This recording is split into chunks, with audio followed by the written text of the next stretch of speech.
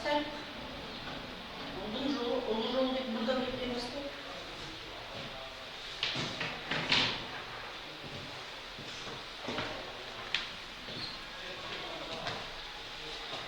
Сәлеметсіз Әлизақова алқасы, Атбасар қаласының нөмір 6 жалпы орта білім беру мектебінің 11 сынып оқушысы Бурабаев Нұрдәулет. Осы Абайды жарты жылдан бері танып келемін. Оның шығармаларын оқып, одан басқа оның шәкірттерінің шығармаларын оқып келемін. Қазіргі таңда мен сіздерге осы Абай туралы 3 автордың қысқаша мазмұндарын айтқым келеді. Ол Абайдан соң, Рамазан Тоқтаровтың Кәмен Оразалиннің Абайдан соң Рамазан Тоқтаровтың және Абай жолы Мұхтар Әуезов. Ең бірінші Абайдың жұмбағы.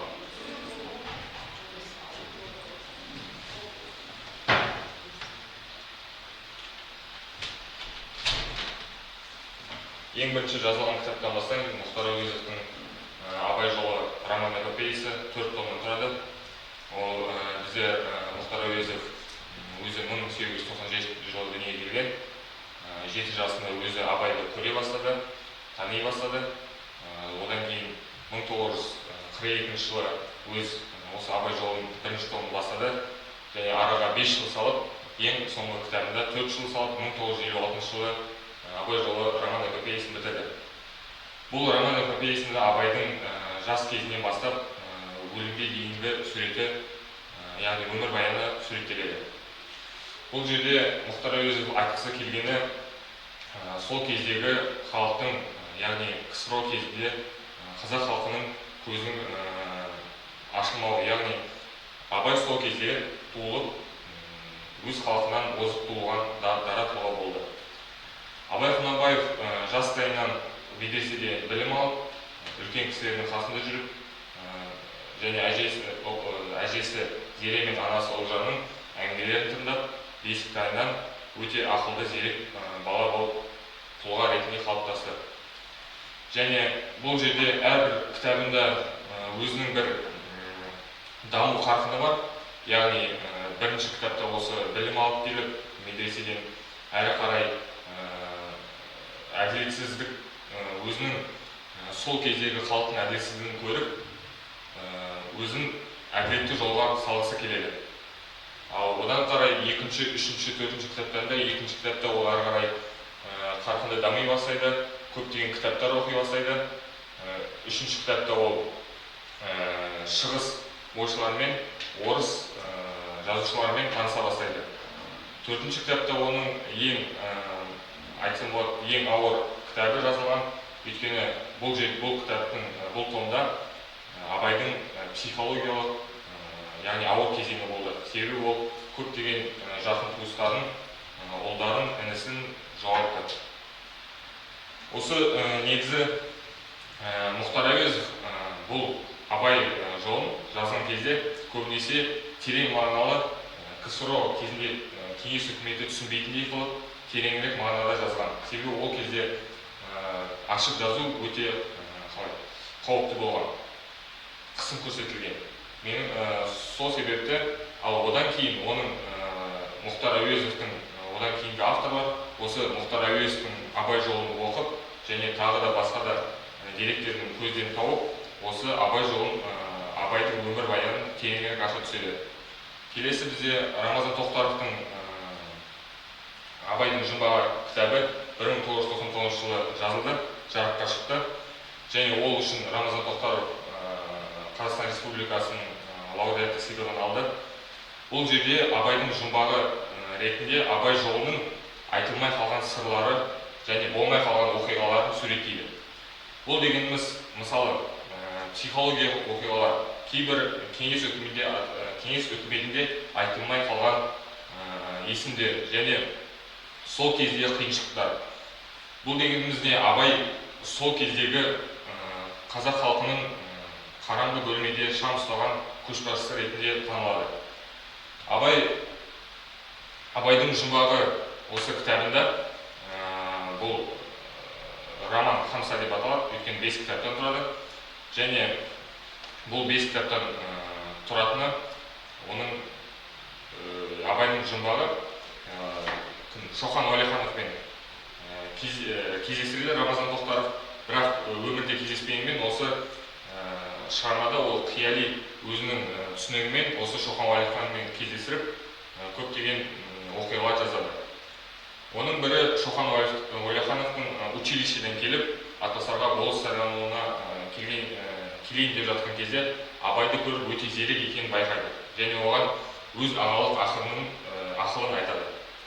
Және бұл жерде негізі тек Шоқан Уәлиханов емес, оның анасы айтқан ақылдары және бесіктен бастап оның яғни алға қарай жүру, аяққа тез басуы және ол ешқашан Абай Құнанбайұлы осы шығармада айтады, ешқашан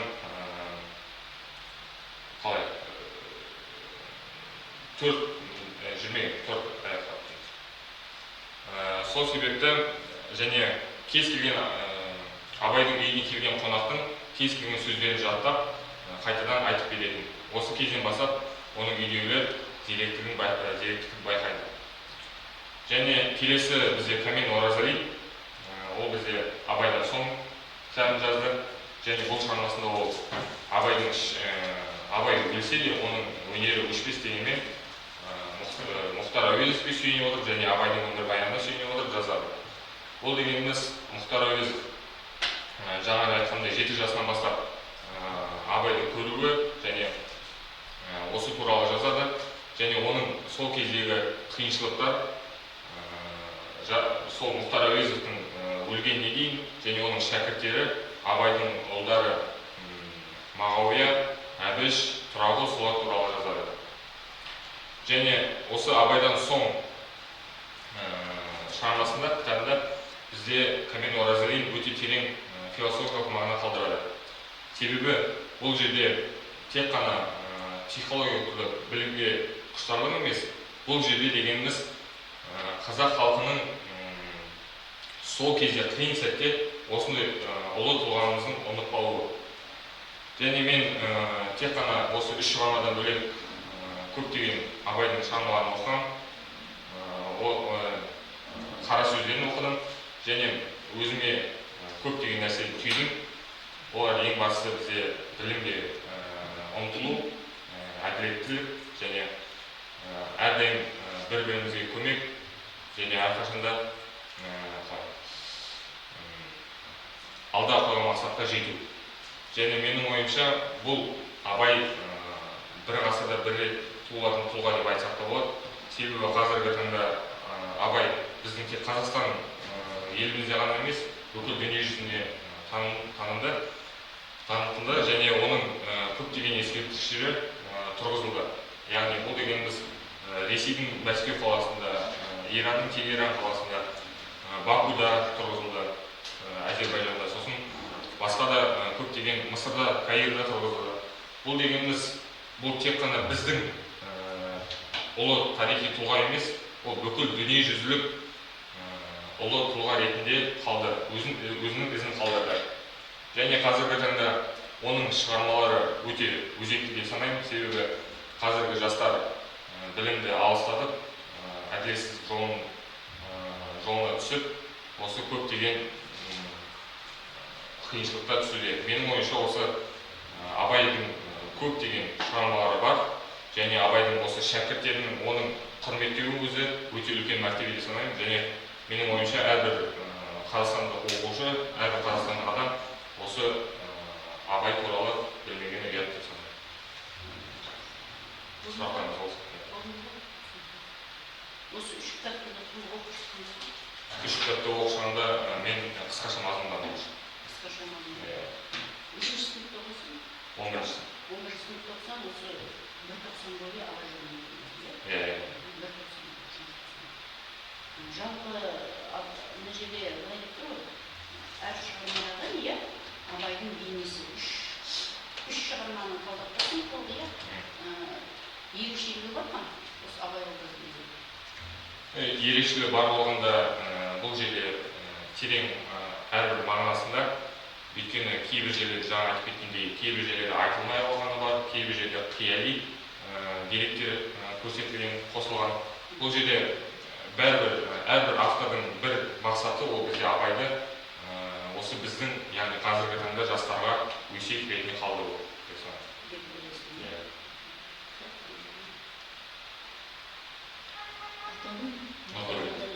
Қалай білесіз? Неге Мұхтар Әуезовтің абай жолы романы қазақ халқының өмірінің энциклопедиясы деген романы неге болған? Себебі менің ойымша, өзімнің жеке ойым, ең бірінші сол кездегі кеңес үкіметінен кейін, осы Кенесары ханнан бастап көтерілістен кейін қазақ халқының жағдайы өте ауыр болды.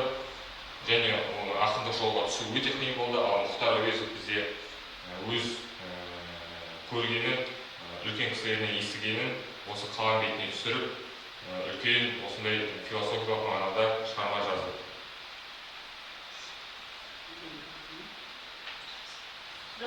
Сіз оқыған шығармаларда, шығармаларда сол жерлерде абайдың қай өлеңдеріне үзінді берілген немесе көрдіңіз? Сол үзінді келтіре аласыз ба? Өлең жұмаққа өзін. Иә, қара сөздері бар. 17-ші қара сөзі бар. Ақыл, қайрат, жүрек деген. Ол жерде қысқаша айтып кетсем, үш адамның қасиеті сипатталады. Ақыл, қайрат, жүрек. Бәрі бір-бірімен таласады. Ақыл, мен болмасам, сендер ештеңе істей алмайсыңдар, ештеңе қабылдай алмайсыңдар дейді. Қайрат болса, мен болмасам, сендер мақсатқа жете алмайсыңдар дейді. Жүрек бізде мен болмасам, шын жүректен шығатын жауап болмайды дейді. Бұл жерде ең басты абайдың қорытындылай келе жазған жауабы, бұл жерде әрбір, яғни бірліксіз сол үш нәрсені, үш қасиетті бірлікпесе, онда адам ұлы тұлға бола алмайды. Және осы нені оқыдым, Ескендір поэмасында оқыдым, ғылым таппай мақтанбаны оқыдым. Ғылым таппай мақтанбаны айтсам болады. Ғылым таппай мақтанба, орын таппай мақтанба, құмарлана сырттанба, ойнап босқа күлуге, 5 нәрседен қашық бол, 5 нәрсеге асық бол, жамандық көрсең нәфрәтқа қой.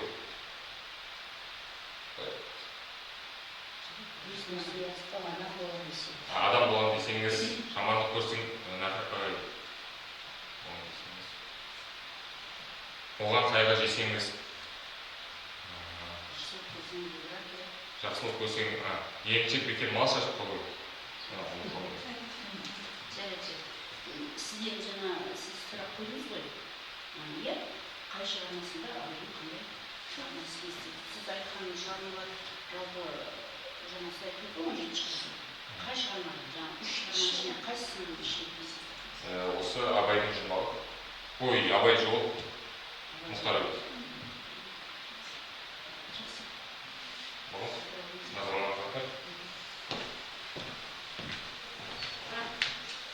Келеді қазір бізге айғаным.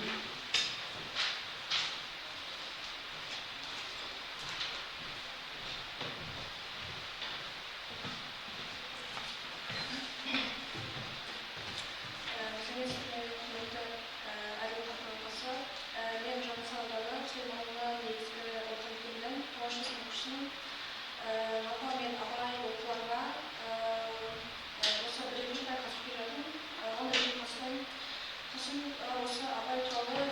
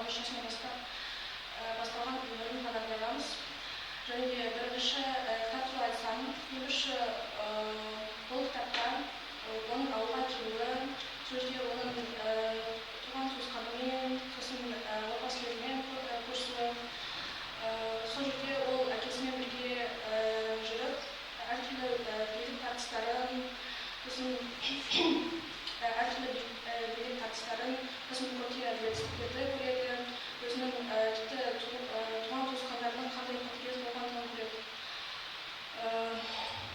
Бұл бірінші кітапта және ол өзінің бірінші махаббатын кездестіреді, Тоғжан деген. Сол Тоғжан деген қыз арқылы біз оның таза күшсіз махаббатының үлгісін көре аламыз.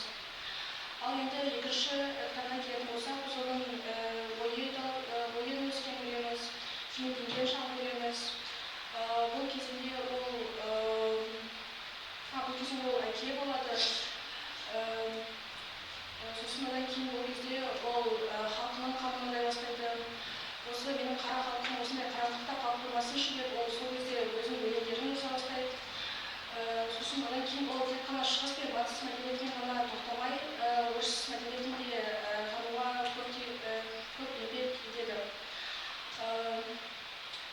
Және екінші томда оның көптеген достары пайда болады. Мысалы, Ербол және тағы да басқа достар пайда болады.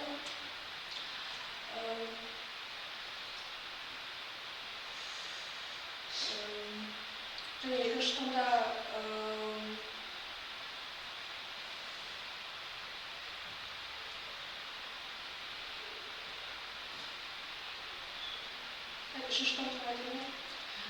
үшінші томда ол Ділдә деген әйелі ғой, ол оны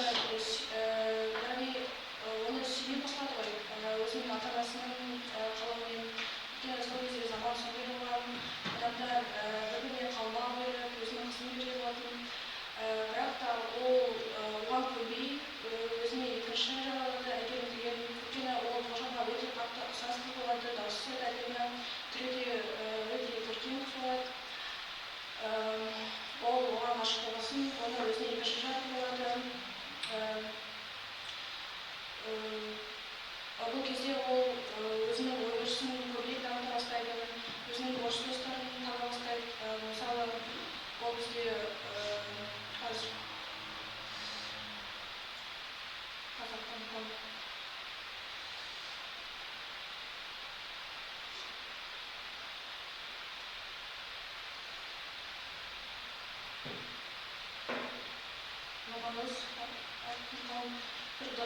оның орыс достарын көбейе бастайды. Ол солардан көптеген кеңес алады. Сосын одан кейін сол үшінші томда ол басқа да орыс жазушыларын меңгере бастайды. Мысалы, Пушкин, Лермонтов деген сақтардан. Сосын солардың өлеңдерін аудара бастайды өз тіліне. Мысалы, Татьянаның хаты деген бір өлең бар. Бұл өлеңде қыз өмірінің қиыншылығы, қыз өміріне қандай шытырмандар, қиыншылықтар болатыны туралы айтылады. Сосын төртінші томға келсек, ол оның өмірінің соңғы кезеңдері сипатталады. Бұл кезеңде ол біршама қартаяды, ол әділеттілік үшін күреседі. Және де бұл кітапта оның өмірінің ең қиын кезеңдері суреттелген деп айта аламыз. Себебі осы кітапта ол көптеген өзінің жақын туыстарынан айырылады, өзінің балаларынан айырылады. Мысалы, ол Әбіш, Әбдірахман, сосын Мағауиядан айырылады, сосын өзінің ең жақын досы Серігі Ерболдан айырылады. Сосын Базаралыдан айырылады, сол төртінші томда. Осы төртінші кітапта оның өмірінің ең қилы кезеңдері сипатталады. Ал енді Абайдан соң романына келсек, ол осы Абай жолының роман жалғасы деп айта аламыз. Және көбіне бұл кітапта Мұхтар Әуезовтің өмірі баяндалады. Ол Абай қайтыс болған шақта ол 7 жаста болды небәрі, бірақ ол 7-де болғанмен өте зерек, сондай байқағыш болады. Ауылда көптеген абырой-күлгін болады, адамдардың зар-жылаған достары, бір адамдар көшіп жатса, басқалары кетіп жатыр деген сияқты. Сосын одан кейін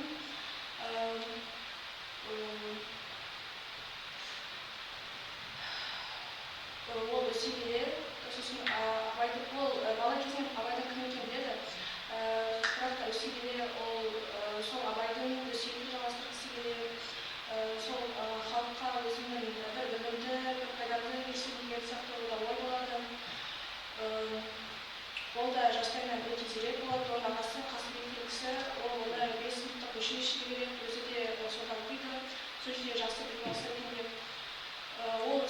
Ленинграддан айырылады.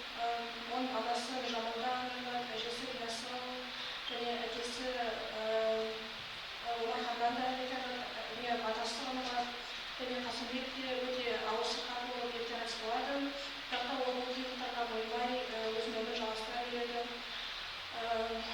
Олар абайдың туысқандарымен өздерінің байланысын үзбеу үшін оның немересі Әкежан деген қызға аттестірады. Бірақ та сол кездегі онша деген болыс ол әділетсіз адам болады. Ол сол Әкежан деген қызды Серікқұл деген бір қашқынға, сол Серікқұл деген қашқын сол ауылға келіп, сол Әкежанға айтып береді. Содан кейін Мұхтар ауданын өткізеді. Содан кейін ол Кәмеш деген қызға ғашық болады. Ол Кәмеш деген қызға ғашық болады. Және де осы кездерде ол түсіне бастайды, оның тағдыры Абайдың тағдырымен өте ұқсас екенін. Себебі мысалы біз Абайдың өміріне зер салсақ, ол да ең алғашқы махаббаты Тоғжаннан айырылады, себебі ол басқа жігітке тұрмысқа шығады деген сияқты. Және де өзі сүймеген жала үйленеді.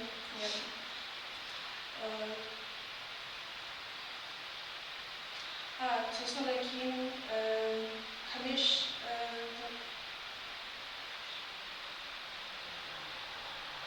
Кәмешке үйленбейді ғой.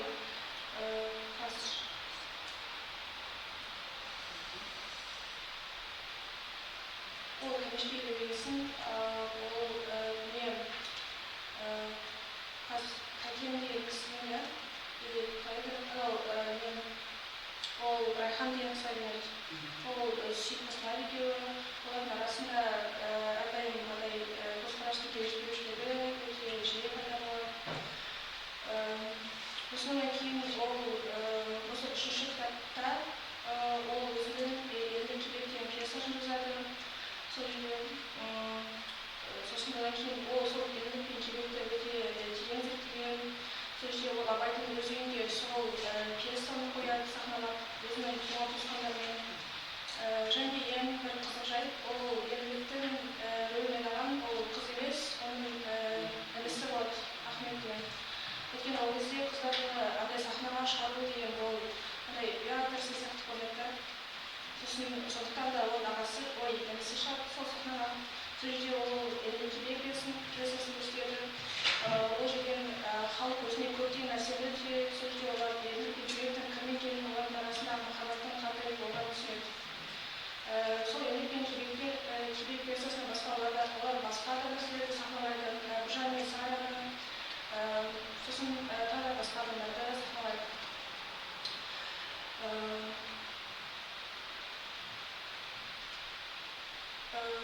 Сосын одан кейін ол Райханнан Муавила деген қызы туады.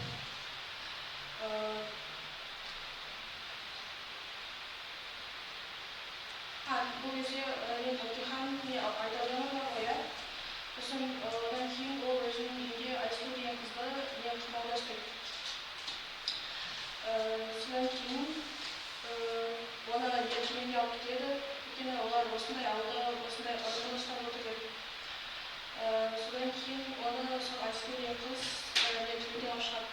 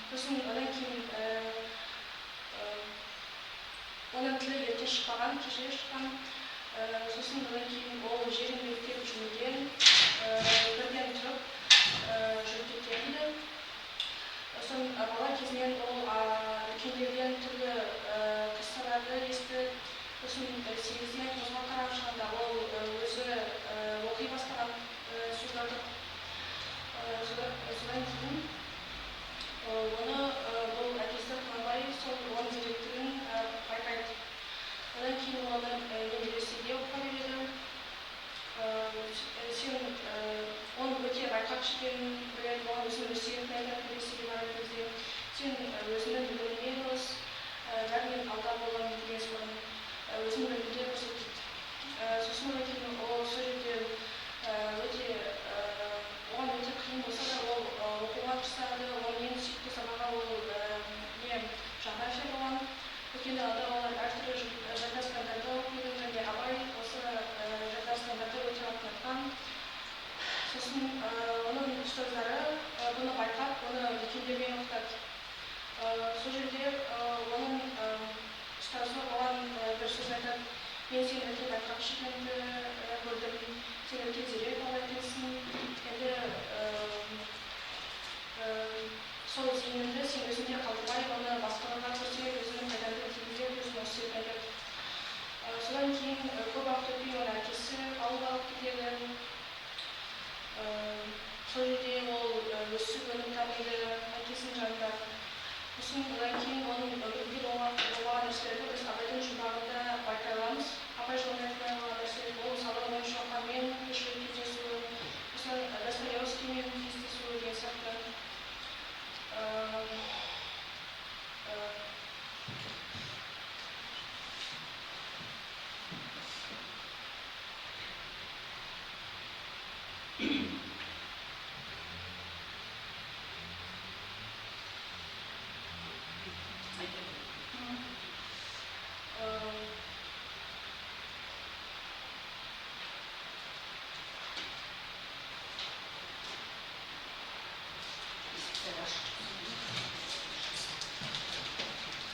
Мысалы абай жолын абайдың жұмбағы арасындағы ерекшелікті қарасақ, мысалы абай жолын оқи отырып, біз оның өмірінің қандай қиын болғанын, оған өмір сүру қандай қиын болғанын, ол өте көп еңбек еткен бала кезінен бастап біз солай ойлауымыз мүмкін. Бірақ та абайдың жұмбағында барлығы керісінше. Өйткені оның әкесін Мұхтар Әуезов сол абай жолында өте қатыгез, андай қатал адам деп көрсеткен. Бірақ шын мәнінде бұл олай болмаған. Олар абай мен Мұхаммедтің арасында ешқандай көзқарас қайшылығы болмаған, көзқарас екеуінің арасында келіспеушілік болмаған деген сияқты. Мысалы абай жолында әкесі абай өзінің әкесін ондай қатты қайталады.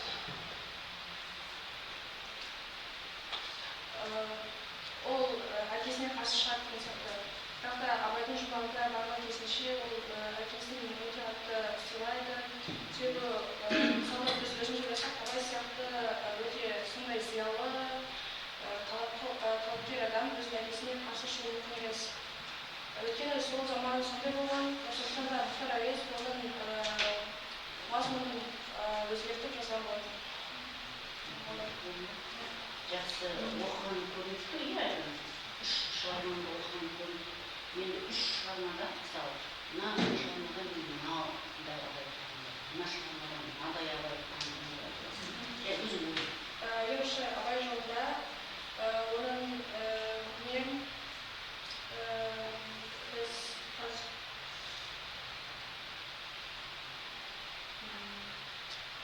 бала 13-тегі абайдан бастап, бала абайдан қандай ма? Бала абай. Екінші ол бала кезінде Емші ол қолдана болған кезінде ол ондай атқаламай, отбасымен көрсет деген сияқты, өзінің анасы мен әжесімен, әкесімен көрсет, сол жерде барлығы бас қосып отырады. Бірақ та сол жерде Құнанбайдың бір қатыгездігін көреді. Ол Қодар мен Қамқаны жазбайды, түйенің үстіне басып, олардың арасында көмектестік болған еді. Содан кейін абайдың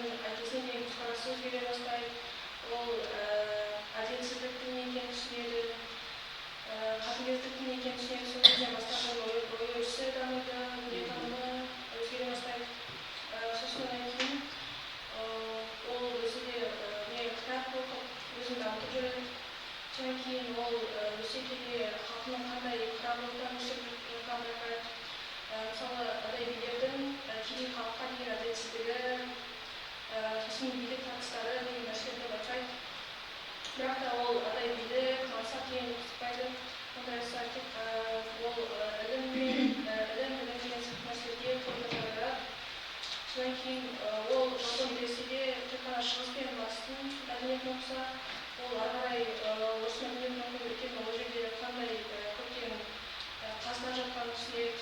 Егер де біз соны оқысақ, біздің болашағымыз қандай болады деген сияқты ол түсіне бастайды. Сосын осылайша орыс жазушыларының кітабын оқиды, сол жерде орыс ғұламалармен танысады, солармен байланыста болады. Олардан көптеген ақыл кеңес алады. Сосын одан кейін ол орыс әдебиетін оқыған соң оның ой өрісі одан сайын дамиды. Сол кезеңдерде ол өзі де өлең жаза бастайды. Әртүрлі тақырыптарға, мысалы махаббат тақырыбында, әділетсіздік, байлар мен кедейлер арасындағы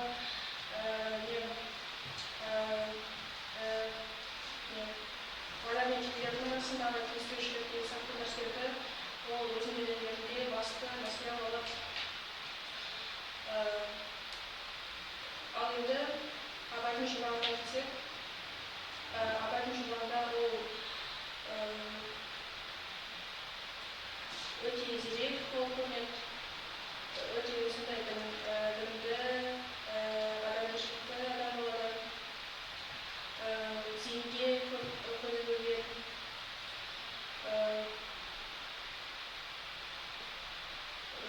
Үлкенге құрмет кішіге көрсетеді.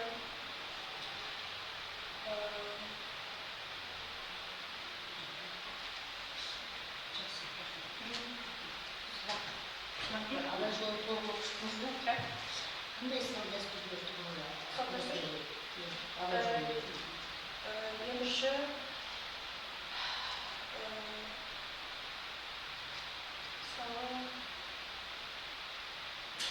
Жігіт пен қыздың қарым-қатынасына байланысты.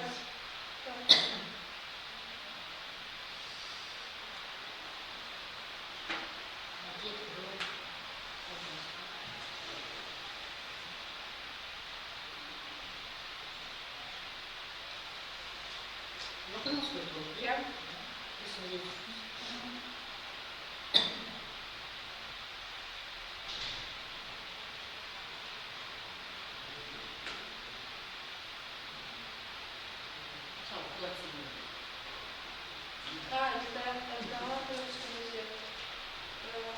Екінші олар ЮНЕСКО-ның қандай жігітлеріне істер көрейік атады. Салт дәстүрге қарамыз жолда. Қалай аталады? Аталады.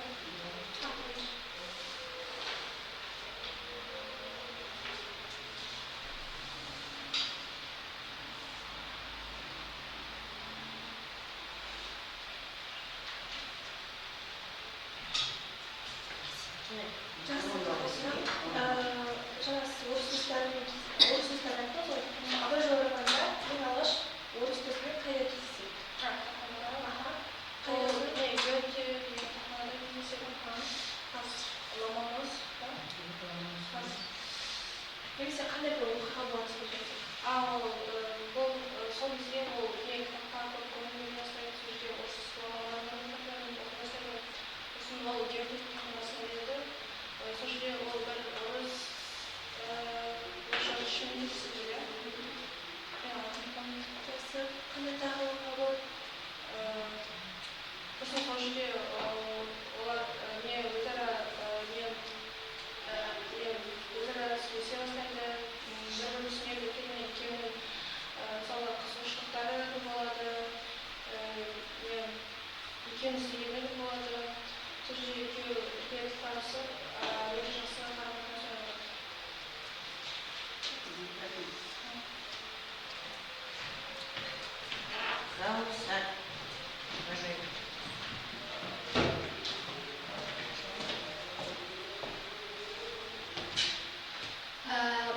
Сәлем сөздің анасы кіші, армысыздар құрметті қазылар алқасы, қатысушылар, барлықтарыңызға сәттілік тілеймін. Бүгінгі біздің тақырып сөз өнеріндегі қазақтың басына біткен жарық жұлдызы Абайдың бейнесін талдау. Ең бірінші, өзім білетін шығармаларды талдамас бұрын Абайдың кім екенін айтып кетсін. Абайдың кім екенін айту үшін Ахмет Байтұрсынұлының қазақ газетіндегі қазақтың бас ақыны деген мақаласын үзінді оқығым келіп тұр. Ахмет Байтұрсынұлы былай дейді: бір жерде ақындар жайынан, ақындар сөздері жайынан бір әңгіме бола қалса, Абайды мақтамайтын адам болмады дейді.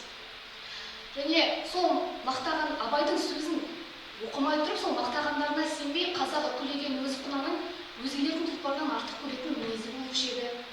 Осы мақтап отырған Абайы біздің Әбубәкір, Сейдахмет, ақмолаларымыз сықылды білмей қойды жүрді. Бірақ 1903 жылы Абайдың сөзі жазған дәптер қолыма түсті дейді.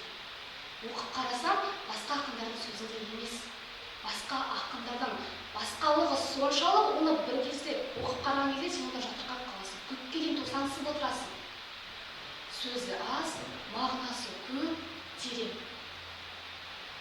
Абай не туралы жазса да сол сөзді түсіндіріп, оның ішкі сырын, түпкі тамырын қармап жазады. Және сол Абай өз заманындағы ақындардан оқшау, үздік, артық. Ол Абайдың басқа ақындардан оқшаулығы тек сөзінде ғана емес, өзінде де болады. Енді Абайдың сөйлеген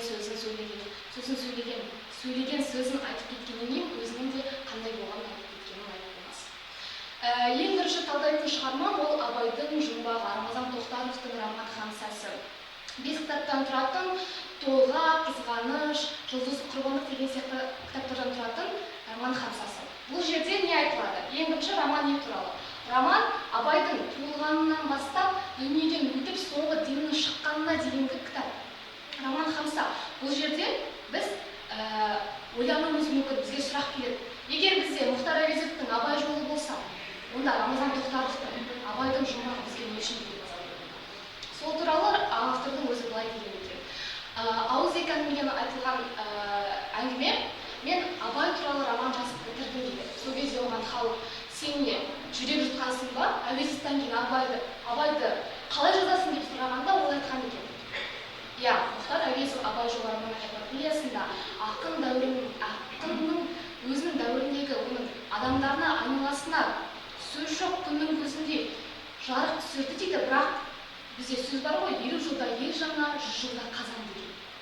Сол сияқты Абайдың өзі де сөзі де жыл өткен сайын, ғасыр өткен сайын, оның сөзі басқалай, оның өзінің тұлғасы да басқалай болып, әртүрлі кейіпке еніп отырады. Енді Абайдың жұмбағындағы кейіпкерлерді айтып кетсем, бізде Абайдың жұмбағында Қодар, Құнанбай, Михайловский деген сияқты жаңағы Ұлжан, Зере, түрлі Абай жолындағы бар кейіпкерлермен қоса сол жанама кейіпкерлерді толығырақ біле аламыз. Мысалы, Абайдың жұмбағы қалай басталады? Кенесарының арқадан ауып, басқа жаққа кетіп бара жатқаннан басталады. Сол кезде ол өзінің інісі Наурызбаймен былай сөйлеседі. Біздің баламызда әлі дана туған жоқ дейді. Сонда Наурызбай батыр айтады. Сонда сіз кімсіз? Біз әлі дана емеспіз дейді. Біз кеткеннен кейін осы жерде мен бір дананың туылғанын қалаймын деп айтады. Дәл сол кезде Құнанбай түс көреді. Түсінде Әйет баба көреді. Әйет баба оған Ибрахим пайғамбардың сөзін айтады. Одан кейін дәл осы кезде басқа ауылда кім толғап жатады? Ұлжан толғап жатады. Ұлжан толғап жатқан кезде солай өзінің түсін аян берген Құнанбай өзінің баласы Абай туылғаннан кейін оның атын Ибрахим деп қояды. Міне осылай бір-бірімен қатарласып жатқан оқиғалар бізді Абай жолының, Абайдың қарадан туған дара болғаны туылғаннан кейін емес, туылғаннан бұрында болған оқиға екенін біле аламыз. Одан кейін оның басқа орыс ғалымдармен, Шоқанмен, Достоевскийдің екеуінің медреседе кездесіп қалуы, Абайдың кішкентай кезінен зеректігі, сол кезде Зере Абайдың 8 жасында осы Абайдың жұмбағы атты роман хамсасында айтқан екен. Абай 8 жасында оған ескірген. Өйткені ол Кәмшатпен болған Кәмшат бөжей жағдайын білгеннен кейін өзінің Айғыз атты шешесіне болысып, есі кіріп, үлкендердің мәселесіне араласа бастаған. Сол кезден бастап байқаған оның дара екенін, ұлы тұлға екенін. Одан кейін біз жалпы сюжетқа келетін болсақ, мысалы біз Абай жолы романында білеміз Қодар мен Қамқа оқиғасын. Қодар мен Қамқа оқиғасын біз былай ғана білеміз. Қодар мен Қамқаның жақын болғаны үшін оның руы барлас, ол жерден оларды кінәлап Құнанбайдың алдынан барады. Бірақ бұл жағдай Абайдың жұмбағында басқаша бейнеленген. Қодар Кенесары кезінде Кенесарының бір көтерілісіне қатысқан батыры туған. Және ол жерде Қодар айтады, Қодар бір жиында Құнанбайға бір қарсы сөз айтып қалады. Сол кезде Құнанбай өзі жеңілгендей болып, Қодарға ішінен қастық сақтап жүреді, кек сақтап жүреді. Содан кейін Қодар орыстың шаруасын үйрену деп шөп шауып жүргеніне де Құнанбай қарсы болады. Бірақ одан кейін оның ұлы өлгеннен кейін бір себеп табу үшін, Қодарды жазалау үшін осы Қодар мен Қамқаның оқиғасын негізге алып бұлар жазылған екен. Міне Абайдың жұмбағы жүрегімнің түбіне терең бойла, мен бір жұмбақ адаммын, оны бойла демекші. Осылай біз Абай жолында ашылмай қалған оқиғалардың басын осылай Абайдың жұмбағына біле алған екенбіз. Одан кейінгі бізде Абайдан соң деген роман, ол бізде Камен Розалиннің романы. Бұл жерде Мұхтар Әуезовтің жас кезі суреттеледі. Жас кезі суреттелгенде бұл жерде Абайдың бейнесі қандай? Ұлы тұлға, бұл Мұхтар Әуезов туралы болса, ол Абайдың не қатысы бар деген сұрақ туындайды бізде. Ең біріншіден, біз бұл жерде де Мұхтар Әуезовтің 7 жасында, басында бастығы 7 жасында Абайдың қара көші кетіп бара жатқан кездегі Мұхтар Әуезовтің оған куә болғаны туралы көре аламыз. Одан кейін Тұрағұл, Көкбай деген адамдардың, және де Әлихан Бөкейханов, Шоқан, солардың бәрінің бізде Абайдың кейінгі Абайдың өзі өлгенмен оның басқа, оның сөзі өлмеген дәлелдейтін ұрпақтың өзінен кейін ұрпақ қалдыру, және солардың мысалы 1909 жылы Абайдың өлеңдерінің және де көптеген романдардың Масғұт пен Ескендір поэмасының шығарылғанын білеміз, және Мұхтар Әуезовтің сол Абай жолындағы Абай жолы жазылғанын көре алады екенбіз. Енді кейін Абай жолы романына көшсек, эпопеясына көшсек, Абай жолы роман эпопеясы қалай басталады? Бізде Абайдың 13 жасындағы қайтқанда атты тарауынан басталады. Ол жерде біз Абайды күнәсіз, өте қатты бүкіл далаға мейіріммен қарағанын біле аламыз. Өйткені оған Байтас пен Жұмабай айтады, бұл жерде Есенбай жырасы бар, ол жерде ұрылар бар дейді. Бірақ айтады, мен бұл далада, менің қазақ даламда бұндай ұрылардың, бұндай жыраны болатынына сенбеймін. Бұл дала сондай күнәсіз, шексіз, менің сүйетін дала, ол жерде ондай нәрсе бола алмайды деп ойлаймын. Енді жаңағы Жұмағұл мен Байтасқа өзі әзіл дейді. Одан кейін әкесіне барғаннан кейін, әкесіне бірінші анасына бара жатыр, және осы жерде салт дәстүр ананың тәрбиесін әкеге деген құрметті көре аламыз. Менен бұрын амандаспай, бірінші әкеме бар амандас дейді. Сол кезде өзінің осы кезде Құнанбайдан қаттылығын көре аламыз, себебі кішкентай кезінен Абай Құнанбайдың тосансып сөз айтпай тұратын адамды ұнатпайтынын біліп, оған молдадан Ахмет медресесінен сізге келуге рұқсат алып келдім деп үлкендерше сөйлейді. Осыдан кейін Қодар мен Қамқа жағдайы болады, бәріміз білетіндей, оны барлық ру бірінші түйеге асады, түйеге сүйретіп жазбайды, одан кейін тас лақтырып барлық ұшырылған.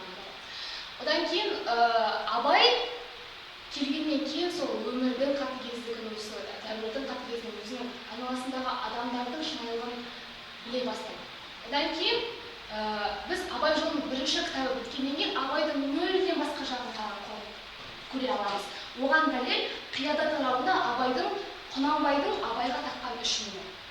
Абайға таққан үшмені былай дейді екен: сен жайдақ су сияқтысың. Әркімге бір көмектесе бересің.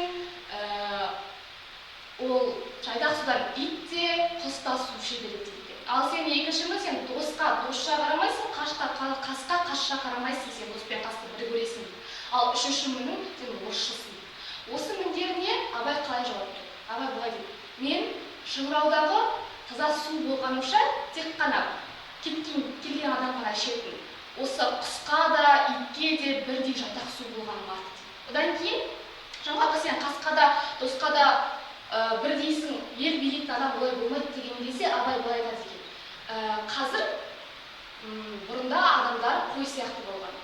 Шу десең кете береді, былай жүрсең былай дейді. Одан кейін түйе болды, кішкене айғайлап кетсең олай арнап кетеді. Ал қазір халық біздің жылқы дейді. Оны нағыз боранға да, суыққа да, жылға да, түнге де, күнге де қарай алатын бақташы ғана сол қарай алады. Сондықтан мен сол жылқы бағатын бақташы сияқты болғым келеді. Ал орысшысың дегенде мен сіз қас көретін елдің елден мен білімді, өнерді сол жерден таптым. Солай әкесіне жауап бере отырып, Абайдың біз естіген шағын, өзінің осы өмірде көріп білген, соңында Мұхтар Әуезов солай Құнанбаймен диалог арқылы олай осы әкесіне суреттеп тұр. Одан кейін үшінші томдарында біз Абайдың ақындық, өзінің орыс достарымен кездесуі туралы түрлі жағдайларды көреміз. Одан кейін мысалы жайлауда тарауында бір жазған келіп, Абай шабыттанғаннан былай дейді. Құлақтан кіріп ойдалар, жақсы әнменен тәтті күй, көңілге түрлі ой салар, әнді сүйсем неше сүй. Дүние ойдан шығады, өз-өзімді ұмытып, көңілім әнді ұғады, жүрегім бойды жылытып. Аңсаған жүлде су тапса, бас қоймай ма бастауға, біреу тірксейе қақса, ой тоқтамас жасқауға. Бір сүйгізіп, ескі өмірді сүргізер. Есіткендей болады құлағым ескі сыбырды. Одан кейін ішіп терең бойлаймын өткен күннің ұларын, және шын деп ойлаймын өткен күннің ұларын. Кішкене қатысып қалдым. Бірақ сол айтады. Одан кейін сол үшінші томдарда біз Абайдың өлеңдерінің, мысалы Абайдың ақындық жағынан өлеңдерін шығарылған, мысалы Тоғжан туралы Салтанат әпкесімен өзі сөйлесіп отқанда жарқ етпес көңілім не қылса да деп айтқаны деген өлеңнің шығарылуы, Тәкежанның басқа кедейлерге деген әділетсіздігін көргенде қараша желтоқсан сол бір ай атты өлеңнің шығарылуы. Сол сияқты ақындық жолын көре алады. Одан кейін төртінші томда қақтығыста немесе Қарашығын деген сияқты Әбдірахманның оның ұлының ауыр жағдайы және де Базаралының деген қашып келуі өзінің тұтқынына және де осы күрескерлік жолын көре алады екенбіз. Осы үш томды бізде біріктіретін де, бәрін біріктіретін де осы Абай. Және де Абайдың жұмбағында, Абай жолында білген сырларымызды біле алсақ, Абайдан соң романында Абайдан кейін қандай із қалғанын, Көкбай туралы Әбдірахман, Әлихан Бөкейханов сияқты ұлы тұлғаларымыздың бейнесін аша алады екенбіз. Енді соңында айтқым келетін Шәкәрім Құдайбердіұлының сөзі бар ғой. Бұл Абай саудагер ақыл сатқан. Әртүрлі асылы көп өтпей жатқан. Бұл Абай саудагер ғой ақыл сатқан, әртүрлі ақылы көп өтпей жатқан. Тегін білсең аласың, бос береді.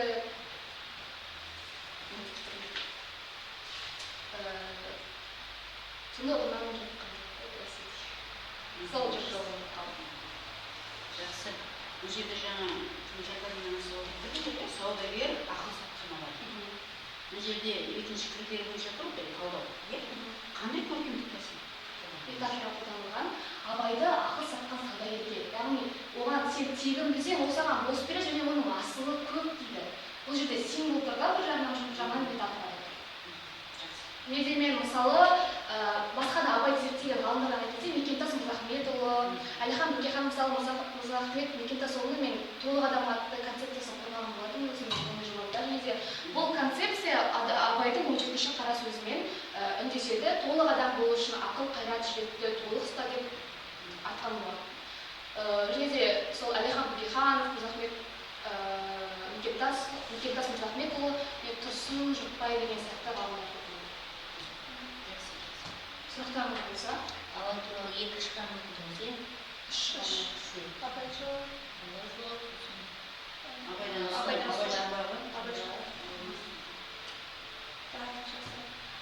жолы туралы қойдыңыз ғой, иә? Сол кезде Құнанбай мекеге бара жатқан кезде Қодармен қамқады, Қодардың жиенінің қанын сұрап келеді. Дәркембай.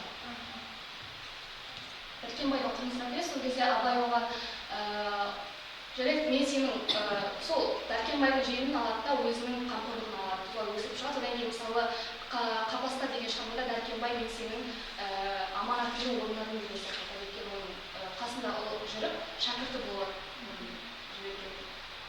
Жаңа Қарашығын деген көріп ғой.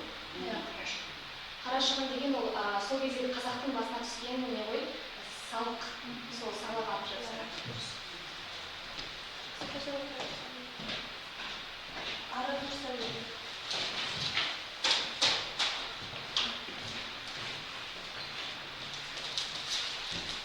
Армысыздар, құрметті ірі-қазылар алқасы, мен Көкшетау қаласы Абай атындағы қазақ тілінде оқытылатын дарынды балаларға арналған номер 3 облыстық мамандандырылған мектеп-интернатының 10-шы сынып оқушысымын. Бүгін мен сіздерге қазақтың ұлы ғұламасы ақыны Абай Құнанбайұлы жазылған еңбектерді баяндап өтетін боламын. Соның бірі бәрімізге мәлім Абай туралы жазылған Мұхтар Әуезовтің Абай жолы роман-эпопеясы. Бұл роман-эпопея бізде 4 томнан тұрады. Негізгі ерекшелігі сол кездегі, яғни 19 ғасыр кезеңіндегі қазақтың салт дәстүрлерін, қазақтың тұрмыс-тіршілігін керемет суреттей білген шығармалардың бірі болып табылады. Негізінен бұл Абай жолы арқылы Мұхтар Әуезов бізге Абайды үлгі ретінде жібергендей. Себебі қоғамда қаншама келеңсіздіктер, қаншама қиындықтар болса да, Абай ешқашан оқу білімін тоқтатпады, тек қана алға жылжи берді. Ішінде қанша мұң болса да, Абай оны сыртқа шығара білмеді. Біз осы Абай жолы роман-эпопеясы арқылы сол кезеңдегі қазақ өмірі қалай болғанын көре аламыз. Негізінен осы роман-эпопеяның бірінші томында бірдей көзге түсетін оқиғалар, Қолдармен Қамқау өлімі және Құнанбайдың өзінің туған қызы Кәмшаттың өлімі сияқты көптеген трагедиялық оқиғалар болған. Бұл Құнанбайдың қатыгездігін, сол кездегі заман талабына сай қандай қатыгез болғанын көрсетеді. Бірақ менің ойымша Құнанбай мүлдем ондай адам болмаған. Себебі сол кезде орташылдық кезеңі болғаннан кейін даңқты адамды керемет қылып көрсетуге болмайды. Сол үшін оны қатыгез қылып көбінесе көрсетіп өткен болатын.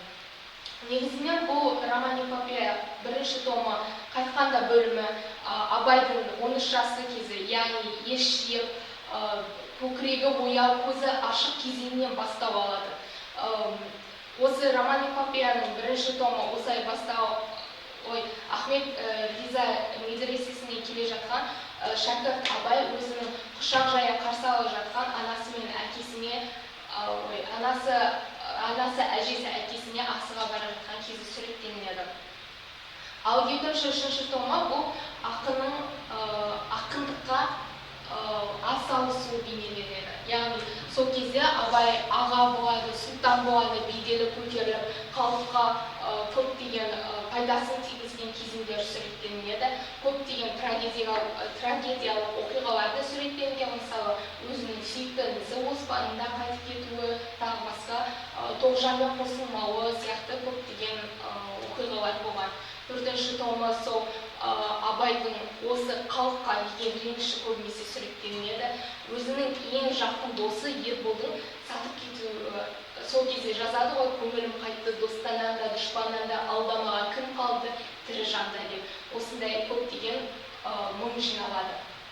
Ал енді Рамазан Тоқтаровтың Абайдың жұмбағы шығармасына келсек. Бұл бізде Рамазан Тоқтаров өзінің шығармасын Роман Хамса деп атап кеткен, себебі 5 дастаннан тұрады. Роман Хамса дегеніміз ол бұрынғы шығыс әдебиетінде Низами, Науаи сияқты шығармалар секілді 5 дастаннан тұратын бір кітап. Сол 5 кітаптан тұратын Роман Хамсада Рамазан Тоқтаров Әуезовпен не бәсекелестік, не Әуезовтен артық болып көру үшін жазылмаған шығарма. Бұл шығармада көбінесе Абайдың туылмай тұрып, қандай оқиғалар болған, жаңағы Кенесары мен Абайдың байланысын суреттейді. Яғни Кенесары осы 1945 жылы туылды ғой, сол кезде осы өмірден өтуіне жақындап қалған кезеңі болады. Сол кезде осы еліне бір данышпан, бір ғұлама ақын туса ғой, осы елдің көкірегін, көзін ашатын бір ақын туса ғой деп тілейді. Дәл сол кезде бізде Құнанбайдың екінші әйелі Ұлжаннан 3 күн толғатып, қиындықтан өтіп, осы Абай беті бір торсықтай ұл келді деп айтады ғой, сол Ибрахим Құнанбайұлы дүниеге келеді. Бұл арқылы біз осы Рамазан Тоқтаров Кенесары мен Абайды қалай байластырып, үйлестіргенін айта аламыз. Ал енді тағы да Шоқан және Абай дегендер бір заманда өмір сүрген және олардың бір-бірімен кездеспеуі біздер үшін бір өкініш сияқты. Бірақ Рамазан Тоқтаровтың бұл шығармасында Шоқан мен Абай бір рет емес, 3 мәрте кездескен болатын. Бірінші мәртесінде осы жас офицер Шоқан оқуын бітіріп, Қыранбай ауылына келген кезде Абай бірден көзіне түседі ол кісінің. Сосын Абайды бірден ұнатып қалады. Кейін екіншісінде Ахмет Риза медресесіне семейге барып, әдейі сол Абайды іздеп келеді. Үшіншісінде осы Атбасар қаласында Шоқан болыс болып сайланған жатқан кезде Қыранбай әкесімен бірге Абайды бірге еріп келетін болады. Сөйтіп Шоқан өзі Абайға өзінің ақыл кеңесін, ақ батасын, ақ тілегін айтып кеткен. Осы өмірде оқу білімге деген құштарлығың көп екенін көріп тұр, ешқашан тоқтатпа, жалғастыра бер, әрі қарай өзіңді алып шық деп көптеген өзінің ақыл кеңесін білдіріп кеткен. Дәл сол ұстанымды ұстанып, Абай өзі Шахлы қажы деген кісі болған, сол кісімен кездесіп, содан көптеген мағлұматтар алды, себебі ол кісі андай керемет бір ұстаздардың қатарына кіреді. Сол Абай Құнанбаевқа көптеген өзінің тәрбиесін, ақыл кеңесін білдіреді, және өзі қайтыс бола жатқан кезеңде айтады, өзіне бір керемет ұстаз тауып ал деп. Сөйтіп Абай орыс азаматы Михайловспен кездеседі. Дүниеге көзімді ашқан Михайлов дейді Абай. Себебі Михайлов соған осы орыс әдебиетіне деген көптеген қызығушылығын оятады. Бар білімнің бәрі орыста болғаннан кейін Абай Құнанбаев осы орыс әдебиетін оқуда, орыс тілін оқуды жалғастыра беретін болады. Негізінен кейінгі біздің талдайтын шығармамыз Камен Оразалиннің Абайдан соң шығармасы. Бұл шығарма бізде екі шығармадан да өте өзгеше, себебі бұл жерде Абай жайлы емес, Абайдың артынан ерген ұрпақтар жайлы айтылған. Абайдың ізімен әрі қарай жүріп бара жатқан ұрпақтары, яғни Мұхтар Әуезов жайлы айтылған. Мұхтар Әуезов қанша қиындық көргенін, сол кезде Абайдың жаулары да өте көп болды ғой. Сол кезде Мұхтар Әуезовке қарсы шыққан, бірақ Мұхтар Әуезов бұған берілмей Абайды зерттеуін тоқтатпады, сол жайлы айтылған. 1942 жылы Абай жолының бірінші томы шыққан, бұл кезде нағыз отаршылдық кезеңі болғандықтан бұл шығарманың шығуы қиынға соқты, бірақ сонда да Мұхтар Әуезов ешқашан бұл шығарманы аяқтамай, тастамай, бәрін шығарып бітірген болатын. Негізінен Камен Оразалиннің Абайдан соң шығармасы көбінесе осындай Абайдың артынан ерген ұрпақтары жайлы айтылған. Яғни адам баласы өзі кетсе де өмірден, оның аты ешқашан өлмейді. Абайдың өзінің өлеңінде де өлсе өлер табиғат адам емес деп бекер айтпаған ғой. Дәл сондай көптеген шығармалар болды. Және көптеген салт дәстүрлерді байқай аламыз қазақ халқының, мысалы әмеңгерлік сияқты. Мысалы Оспан қайтыс болғаннан кейін әйелі Еркежанды кім алады, Тәкежан сол кезде әмеңгерлік бар деп таласқан болатын Еркежанға, себебі бүкіл мұра бәрі Еркежанда қалғандықтан соны алғысы келді, бірақ Еркежан сонда да бұл әмеңгерлікке қарсы шығып өзінің ойын білдірген мықты әйел деп те санаймыз. Тағы да Тоғжан, Әйгерім сияқты Тоғжан ол Абайдың өздеріңіз білетін ең алғашқы махаббаты, оның даусына, түріне, бәріне қатты ұнатып қалады, және сол кездегі салт дәстүрдің кесірінен, яғни атастырып қою салт дәстүр болған, сол кезде Тоғжанды атастырып қойғандықтан оған үйлене алмай қалады. Кейін осы Әйгерімді көреді, және ең алғашқы ділдә ол Құнанбайдың қауымымен шыққан, себебі Алшынбай, яғни Қазыбек бидің текті ұрпақтан шыққан қызы болғандықтан осы ділдәні Абайға алып берген болады. Негізінен тағы да өлеңдері де бар, осы Абай жазған, сол жаңағы ерболмен араздасып қалған кезде көңілім қайтты достаннан да, дұшпаннан да деп жазып кеткен, және осы Тоғжанды көрген сәтте сап-сап көңілім деп айтып кеткен болады.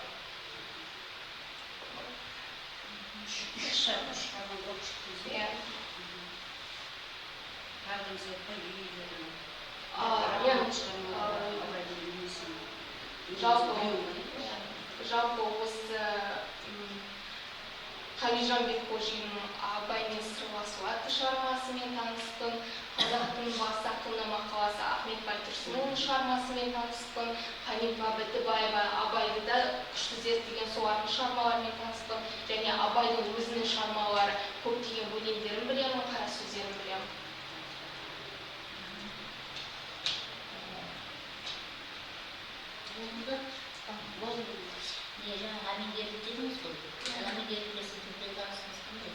Менің ойымша бұл қате пікір сияқты, себебі әмеңгерлік сүйген жарына қосылғаннан кейін, ол сүйген жары қайтып кеткеннен кейін басқа оның ағасы, інісі алуы бір қате пікір болай. Мысалы, Еркежан салт дәстүр. Мысалы, Еркежан да өзінің құлтылығын білдіріп, осы әмеңгерлікке басында қарсы шықты ғой. Мен Еркежанды алғым келмейді деп кәдімгідей өзінің қайсарлығын білдіріп, сол сияқты. Жалпы қарсы. Егер де мысалы балалар болса кішкентай деген сияқты, балалар болса жаңағы жолдас қартан келетін. Балалар. Сол тұрғыдан келген. Балалар болса мысалы. Сол тұрғыдан қараған мысалы балалар болса. Балалар болса, негізі бәрібір қате сияқты. Негізі енді өзі асырап өсіргісі өркендете береді ғой. Кездегі әйел адамның жағдайы қазіргі кеңістік. Бұрынғы кезде олар үшін бұл қалыпты жағдай, себебі қазіргі қыздар біздер үшін бір Біздің заманымызда ол басқаша көрінеді, себебі біздің заманымыз ол басқа, біздің қоғамымызда өсіп жеткеніміз де басқаша. Бұл жерде бізге келмейтіні себебі біз мүмкін егер балалары кішкентай болып жатқан кезде туыс-туғандармен көрісіп тұратын нәрселерді өз сүйгенінің ағасына қазіргі уақытта керек емес. ол кезде мағынасы басқаша болды. Ол кезде мысалға бірнеше әйел алды, қазіргі заманда ондай жоқ. Болғанның өзінде бар, бірақ та оған көп жетімін қазақ халқы жетімін жоғалтпаған деген проблема бар. Ал енді басқа адамға тұрмысқа шыққаннан кейін ол балаларға қалай қарайтыны белгісіз ғой. Басқа рудың, мысалы басқа тұқымның адамы, иә? Сол тұрғыдан сіздер ойланыңыздар. Бұл кездегі әйелдер бизнеспен айналысып жатқан жоқ. Өзіміз асырап сол өз арасында байланысты деп ойлаймын, яғни әмеңгерлікті алған кезде оның ақшасы үшін емес, балалар жылатпау үшін болса ол болып жатыр. Ал егер байлық үшін болып жатқан болса, қазақ халқы сол тұрғыдан қараған. Біз осы аудиториясында жаңа әмеңгерлік тұрғыдан соған баса көңіл бөлеміз. Балалар үшін ана болғаннан кейін ең бастысы сол баланың жағдайы. Өзің жаңа сүймеу деген емес.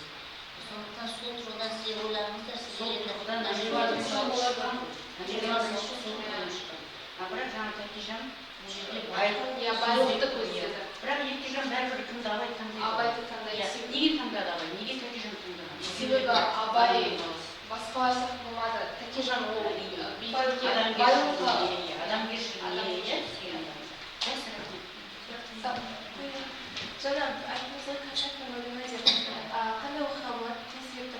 бұл жерде Бөжей мен Құнанбай араздасып қалады, себебі бірінші томның екінші бөлімі Қатқабатта бөлімінде осы Қодар өлімінен кейін осы жерді кім алады деген мәселелер туындайды. Сол кезде көптеген таласады. Сол кезде Бөжей мен Құнанбайдың араздастығы көп көрінеді. Сөйтіп Құнанбай мен Бөжей бір-біріне негізінен бұрыннан жақын кісілер болған, туыс кісілер. Сөйтіп Зерде сияқты аналары осы Құнанбайға кеңесін береді, осы Бөжеймен татулас деп. Кейін Қарқаралы таласына барғаннан кейін осы Алшынбаймен ақылдасады, өзінің болашақ құдасы Алшынбаймен. Кейін осы Бөжеймен татуласу үшін өзінің қызынды берді деп ұсыныс жасайды. Құнанбай онымен келісіп сөйтіп береді.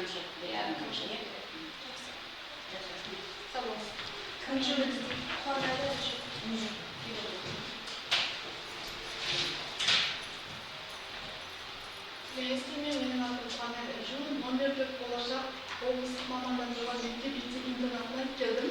10-ші сынып оқушысымын. Жалпы мен осы Абайды зерттеу, яғни осы конкурс барысында өзім абайдың 3 кітабын, яғни айтылған 3 кітабын оқыған болатынмын. Сонымен қатар маған осы жерде мен Абай жолының 3-ші томынан үзінді айтып берсем деймін, себебі сол жерде мен Абайдың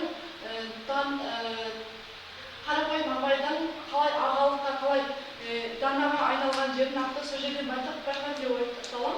Мұхтар Әуезовтің әр жерінде Абайды жақсы бейнелегенмен, сол жерінде, сол Абай аға бөлімінде қалай Абайдың шынайылығы мен әділдігін, сонымен қатар парасаттылығын сол бөлімде жақсы көрсетілген. Оқиға желісі бойынша Ералы жазығына көшіп келе жатқан Абай мен оның көрші ауылдар келе жатады. Олар қыстаудан жайлауға көшкен еді. Қасында оның ақын шәкірттері, яғни жас шәкірттер, ақын шәкірттермен келе жатқан Абай ол жастармен көп жүретін, себебі олардың жаңашылдығы Абайды сол жаңашылдыққа тартатын болады. Олар шәкірттері Дәрмен, Ербол, Баймағамбет, содан кейін Кәкітай, сосын Мағаш, Ақылбай сияқты өзінің жас ақындармен келе жатты. Сол жолда келе жатқан кезде ақындардың арасында өздерінің сөз шеберліктерін жақсарту мақсатында ақын өлең сөздерін жалғастыру керек болған. Яғни басында олар бір өлең жолын бастағаннан кейін ары қарай ақындар бірінен кейін бірі алып кететін жері болады. Басында Мағаш Ақылбай мен Дәрмен Кәкітайға қарап тұрып, қыс келді батыр-ау, неге тоңдым деген өлең жолдарын жазады. Сонда Ақылбай тұрып, тоңғаным рас, бозарып өңім кетті дейді. Ары қарай бағанадан бері есесі кетіп жатқан Кәкітайға қарап, сен жалғастыр дегендей ымдайды. Сонда Кәкітай тұрып, бірің тоңып, бірің оң, шаруам жоқ. Ойына дым келмейді, Кәкітай шоңның деген сөзін айтады. Шоң деген сөз өлеңге ұйқас болып келгенімен, қазақта жоқ деген арасында келіспеушіліктер туады. Сол кезде дау туады. Сол дау бойынша содан кейін Ақылбай мен Мағаш тұрып, бұндай сөз қазақтарда кездеспейді, сен бұл сөзді ұйқастырамауынан кейін айтсын деген сияқты дау пайда болады. Бағанадан бері тыңдап келе жатқан Абайға қарап осы сөздің мәнін сұрайды. Абай сонда тұрып, шоң деген осы қазақтың сөзі емес-ау деймін, бірақ та ұлы жүздің үйсін ұрғында көп кездесетін сөздердің бірі.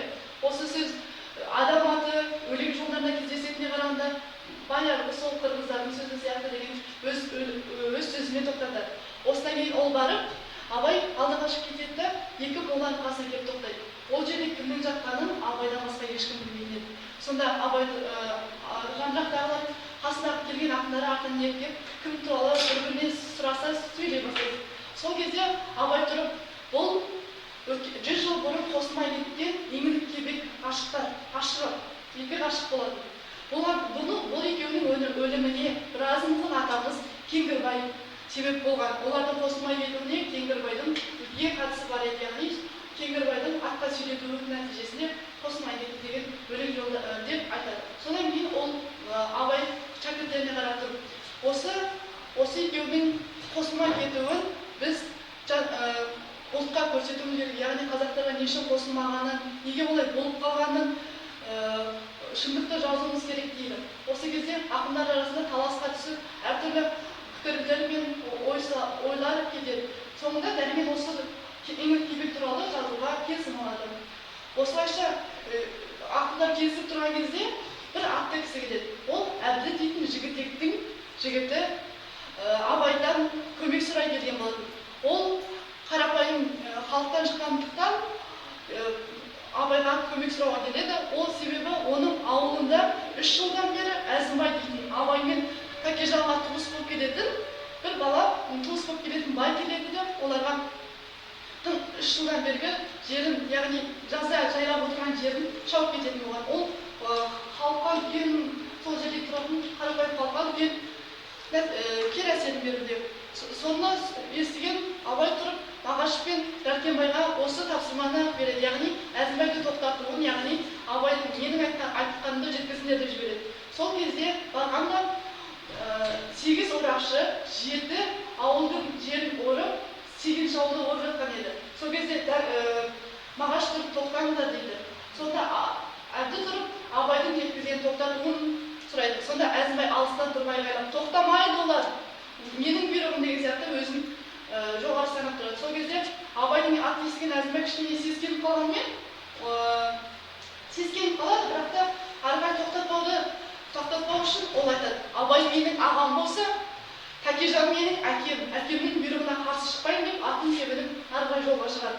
Осы жағдайда Дәрмен мен Мағаш Абайға жеткізеді. Абай кішкене ойланып тұрып, бұл жағдайда Тәкежанмен ағасымен ақылдасу керек деп ойлайды. Осы кезде бағанағы өлең жазуға тапсырма берген ақындардың жиналысы болып жатады. Яғни олар айтады, егер Абай аға бізге шындықты жаз деді, яғни қандай шындықты жазамыз, не туралы жазамыз деген ойларына, сұрақтарына жауап таппағаннан кейін Абайға келеді. Сонда Абай айтады, сендер ақылсыңдар, сендердің дұрыс жазып, шынайы жазғандарың мына халықтың жағдайын қолдағандарың.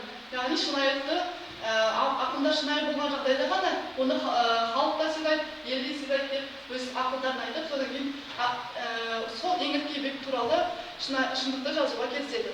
Осы кезде Абайдың ауылында Абайдың әңгімесін естиміз деп ет жеп кетуге келетін қарапайым халықтар көп болды. Олардың әсіресе бірден бірі ол Жұман мен баласы Месқара болады.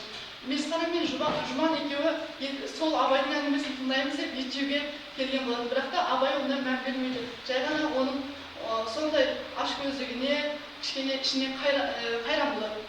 Осылайша отырып, еттеп істеді әйгерімнің отауында отырған Абай ақындарымен ет жеп отырған кезде Базаралының қуғыннан келгенін, яғни Ресей патшалығынан сол Құнанбай және оның оразбайлардың кесірінен, солардың ықпалымен сол Ресей патшалығына қуғынға кеткен болады. Соның оралғандығы жайында айтады. Сонда Абай іштей қуанып, өзінің ақындарын, өзінің шәкірттерін сол Абайды сол Базаралыға амандасуға жібереді. Амандасуға барған кезде Базаралының бұл уақытта келуде бір сәйкестік деуге болады. Себебі осы жылы Құнанбайдың ешқандай баласы сайлауға түспеген, яғни болыс болмағандығы туралы білуге болады. Оған себепші болған бір жыл бұрынғы сайлауға 3 ай қалған кезде Оспанның әрекеті. Оспанның үйіне шыбыр болыс болу үшін кішкене септігі тисін деген мақсатпен 100 байды да, байларды, билерді шақырып қонақ күтуге болған. Ол әрине Оспанның қалтасына кішкене жүк болады.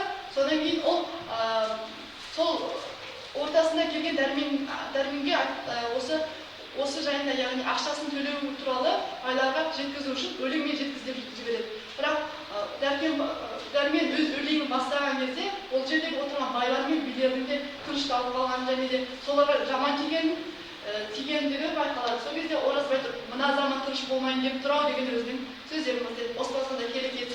Егер саған қатысы болмаса тыныш отыра бер. Егер қатысы болған адамға амалым жоқ деген сияқты өзінің күлкілі сөздерін айтады. Яғни сол мысқылдау арқылы сол сөзін жеткізеді. Соған іштей наразы болып отырған Оразбай үндемей тоқтай салады. Содан кейін сыртқа шыққан Оспан 100 ерттеулі аттың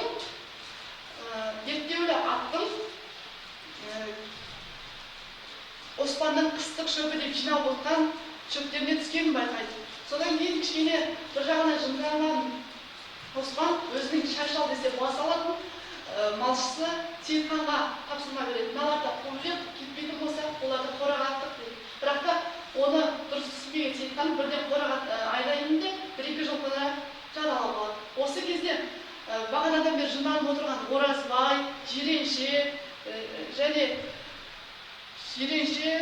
сияқты байлар соны естігеннен кейін бірден аман саусыз кетіп қалады. Осыдан кейін сол кетіп қалған байлар ақылдаса келе осы жылы Құнанбайдың ешқандай балаларын болыстыққа сайламауды, яғни осы жылы керісінше қылуды жоспарлайды. 3 айдан кейін Құнанбайдың ауылы, яғни үлкен ауылда бізде сайлау өтеді.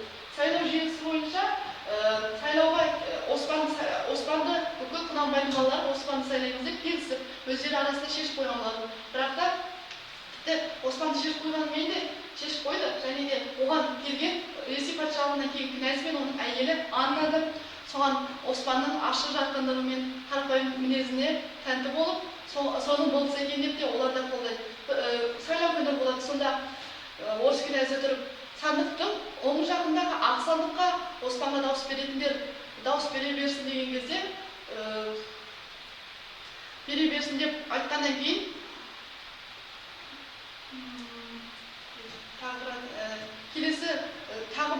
беретін адамның аты шығады.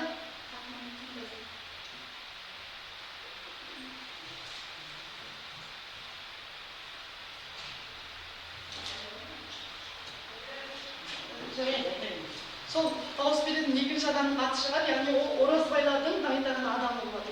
Содан кейін тұрып, ана жаққа Оспанға дауыс беретіндер сандықтың оң жағындағы ақ сандыққа оразбайға, ал қара сандыққа сол келесі адамға дауыс беретіндерді шешілетін болады. Bir кезде дауыс 50-30-50 шақты билер мен байлар дауыс береді. Содан кейін соңында Анна, яғни орыс князінің әйелінің өзі Оспан болады деген ниетпен дауыстап оқуды жалғастырады. Сол кезде Оспанда 9 ұпай, ал келесі адамда 21 ұпаймен болыс бола алмай қалады. Осы жағдайдан кейін жағдай қазіргі уақыт, яғни Базаралының келген уақытына тоқталады.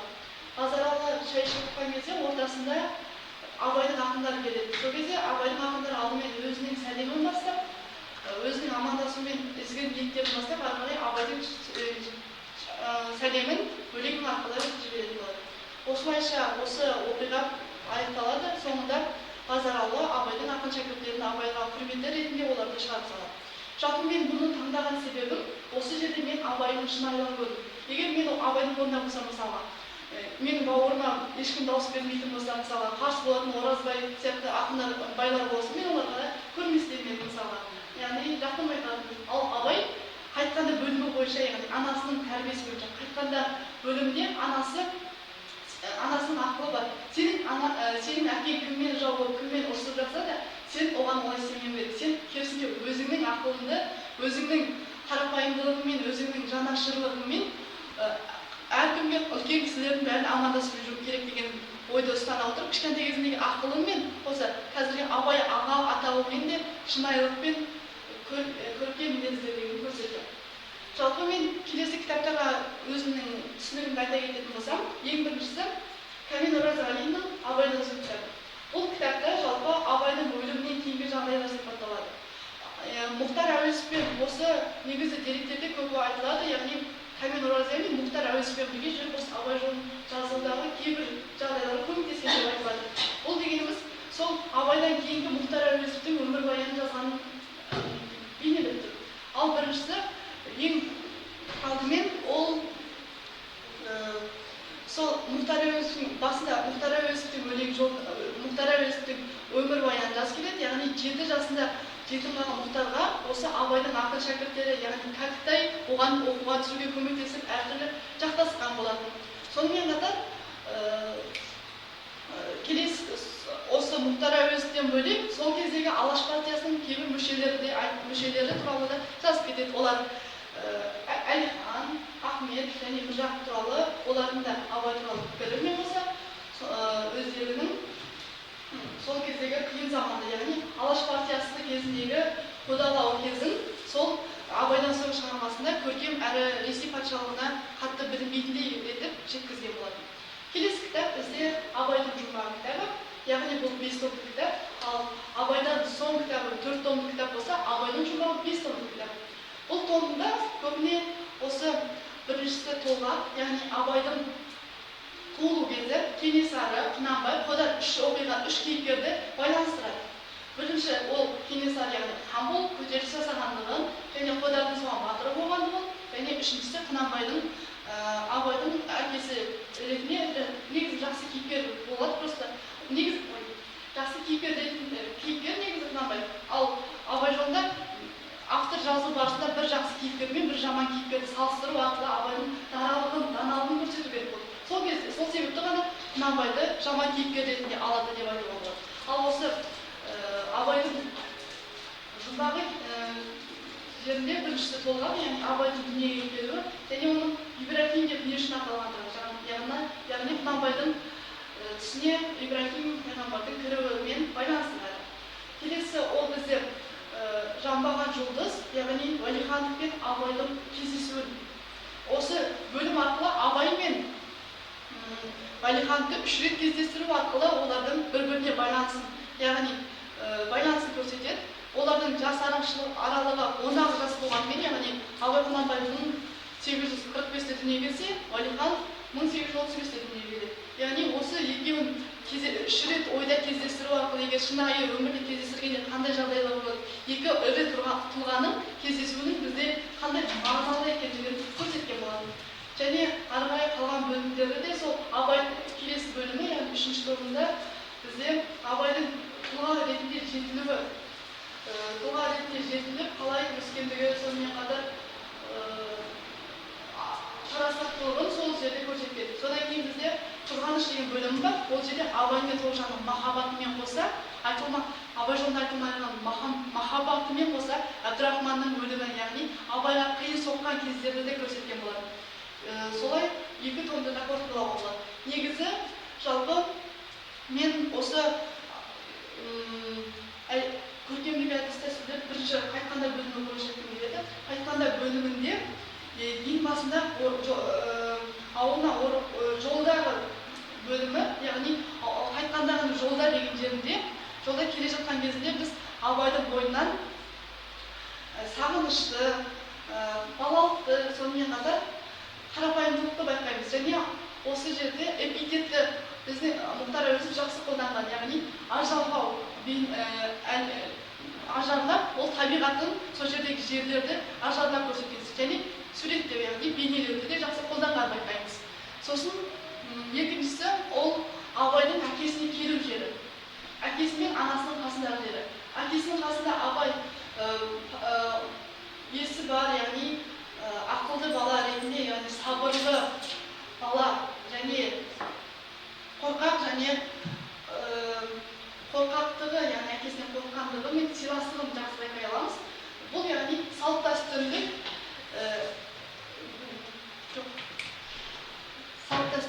детальдарды жақсы қолданған, дәстүрлі детальдарды жақсы қолданған, терминдер арқылы мысалға ішкі жан күйін жақсы қолданған деп айта аламыз. Келесі ол бізде анасының қасында, яғни әкесінің қасында қатал болған, қатал әрі жуас болған бала анасының қасына, әжесінің қасына келген еркелікті көре аламыз. Яғни ол анасына деген махаббаты. Ол өзінің анасы ғана емес, өзінің туған анасы ұлжан ғана емес, қызы Айғыз анасында бірдей қарағандығын, яғни басында Айғыз анасы да екі баланы бөлмейді, өз балаларымен ұлжанның балаларын бөлмейді деген, яғни Абайды өз баласы ретінде көргенін байқаймыз. Тіпті оның ауылындағы әйелдердің өзі Телғара деп Абайды кішкентайынан атап кеткендігін байқай аламыз.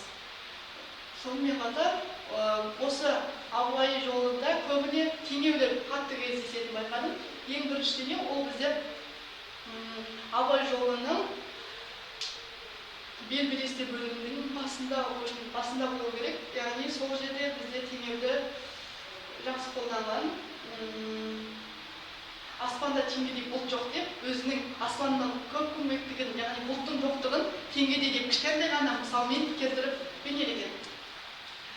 Сонымен қатар осы үш кітаптың да ерекшеліктері бар. Ең бірінші ерекшелігі ол Абай жолы, эпопиясы. Эпопия деген жалпы бір кейіпкерді алу арқылы сол замандағы халықтың тұрмыс тіршілігін, жағдайларын көрсету. Эпопияның жалпы несі бір кейіпкерді ала отырып, бүкіл халықтың жағдайы мен сол кездегі болған оқиғалардың, қиыншылықтардың жағдайды көрсету. Ал яғни бұл дегеніміз Абай арқылы сол заманды көрсетіп тұр. Екіншісі бізде Абайдан соң, яғни Абайдан соң ол бізде 4 томдық кітап болғанымен де, ол Абайдан кейінгі ортаның қалай қалыптасқан, яғни Абайдың нақыл сөздерінің қаншалықты шарықтағанын, қаншалықты дамығанын көрсете аламыз. Және үшіншісі бізде Абайдың жұмбағы, яғни бұл жерде Абайдың ішкі жан дүниесінің тереңдігін, сонымен қатар ішінде қандай жан сезімдер болғанын сол кездегі диалогтар арқылы білдіріліп отыр. Яғни үшеуінің ең басты ерекшелігі біріншісі эпопия, яғни халықтың тұрмыс тіршілігі. Екіншісі Абайдан соң, яғни бізде содан кейінгі оқиғаларды, яғни Алаш партиясы сондай қиыншылықтарды ақырында көрсету. Тақырыбы Абай болғанмен, бірақ та ішінде қозғалатын нәрсені мүлдем басқа. Үшіншісі Абайдан соң, Абайдың жұмбағы, яғни ол ішкі жан дүниені көрсете білу. Сонымен қатар шығармадағы ең байқалған нәрсе ол абайды диалогтар арқылы жақсы көрсетті деп айтуға болады. Мысалы, анасымен диалог, әкесімен диалог арқылы абайдың ішіндегі сезімдері мен олардың ойлау қабілеттілігін жақсы көрсетті деп айтуға болады.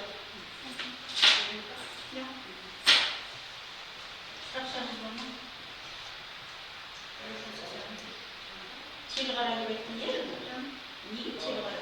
Себебі бір жағынан сол кезде жеңгелері баласын атынан дәстүрге де сәйкес айтуға болады. Себебі жеңгелері ешқашан қайындарының, қайын әпкелерін ешқайсында атын атамаған болатын. Яғни олардың еркелетіп қойған аты, яғни абай қаралау, яғни қара торы бала болғаннан кейін оған телғара деп ат қойды деп ойлаймын. Тек сол үшін. Сосын оның кішкентай кездегі даналығымен 13 жасынан кейін 13 жасына дейінгі оқиғаларда бар ғой, яғни соның кішкентай бір жағынан қарапайымдылығына, сосын әртүрлі сол кішкентай кезіндегі оқиғаларға байланысты деп ойлаймын. Яғни бір дана сөзі не болмаса кішкентай кезінде кішкентайларға жасаған жақсылығына не болмаса еркелік деп ойлаймын. Тел емі өсті деген сөз бар, иә? Сол тел деген сөз сол мағынада қолданып ойлайсың ба? Қалай дедіңіз? Тел емі, екі ананың тел емі өсті. Екі анасы, яғни халықтың баласы дегенді деп ойлаймын. Яғни ол өз анасы ұлжанға да емес, Құзайға да, Айғызға да өзінің баласындай болып кетеді деп айтуға. Әжесі де бар сізге? Әжесіне де анасынан да әжесіне де халықтың сол жердегі жеңгелеріне де еркелеп өскен қарапайым бала. Мына жерде екі терминда болды деп айтып отырсың. Иә, мама? Оның бәрін жалпы болмайтын ба? Мына жерде мына епитетте біз осы деген жоқсыз. Теңеуге бір ғана мысал келтірдіңіз жаңа. Жақсы, рахмет. Абай өзінің ұлдарының ішінде кімді жақын тапты, немесе үміт жатқан ұлдары сосын шәкірттерімен. Жаңа басында айтып кеттің ғой? Шәкірттері сол қасында жүрген ақындар деп ойлаймын. Қатты үміт артқан немесе Мағаш пен Аққұбай Мағаш пен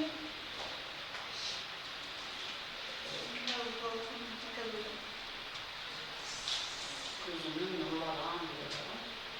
Үміт еткен көзімнің нұрлаған. Кім айттың?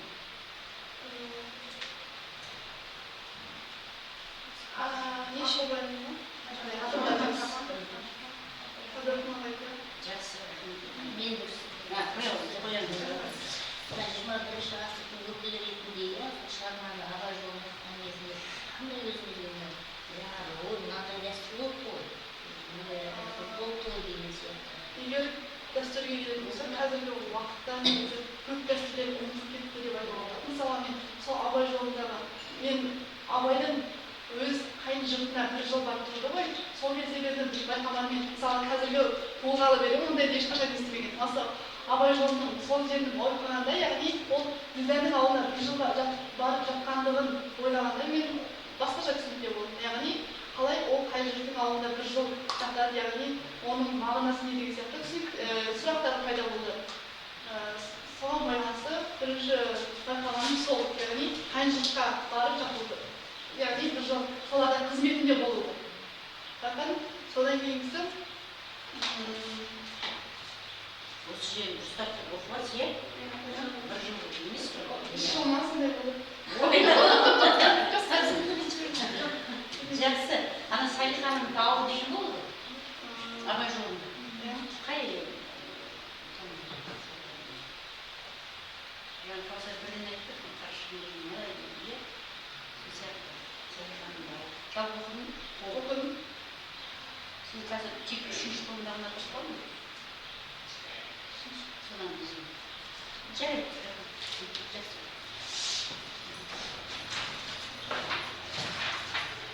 Құрметті қатысушылар, бір-бірлеріңізді тыңдарыңыздар, иә?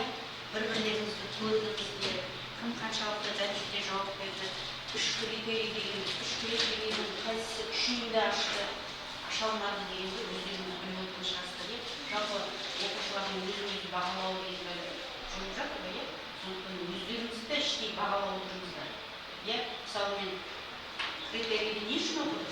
Сол критерийді қарап отырып, дискреция деп айтамыз ғой қазір сабақта. Сол өздерін бағалайды деген. Мұндағы мақсатымыз ертең бізді әділқазылар дұрыс бағаламады деген ой болмасын деп неге бір-бірлеріңізді тыңдадыңыздар? Иә? Ашық түрде болды. Ашық түрде. Жоқ, берген Бір-бірлеріңізді тыңдап, бір-бірлеріңіздің қойылған сұрақтарға жауап беруі, иә? Толық жауап беруі, талдауы, кім мына критерий бойынша толық жауап берді деген секілді. Мысалы, жаңа көркемдік әдісі көңіл тоқтала қоймады. Иә? Екі адам ғана тоқталды, оның ішінде Кәусар жаңағы жақсы тоқталды. Иә, өздеріңіз білесіздер, бірден жаңа сауда ақыл сатқан бірден жауап беруі. Айғаны кім ең соңғы, иә? Оның жол тоқталғысы келді, бірақ мысалы дейді. Иә? Сондай дүниелерді өздеріңіз байқалатын шығарсыздар. Сондықтан, иә, артық сөз, артық дүниелерді өздеріңіз байқаласыздар. Жақсы, демалыңыздар.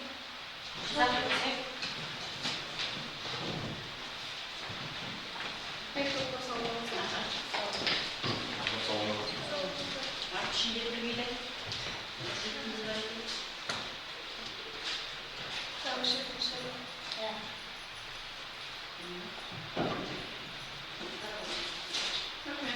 Оқып алу керек жаңа бір жылдан кейін жоқ қалды. Өткен жылы білесіздер, мен өткен жылы келген мысалы ұстаным мен әйелін мен баласын шатастырған. Бір жылдан бері 3 кітапты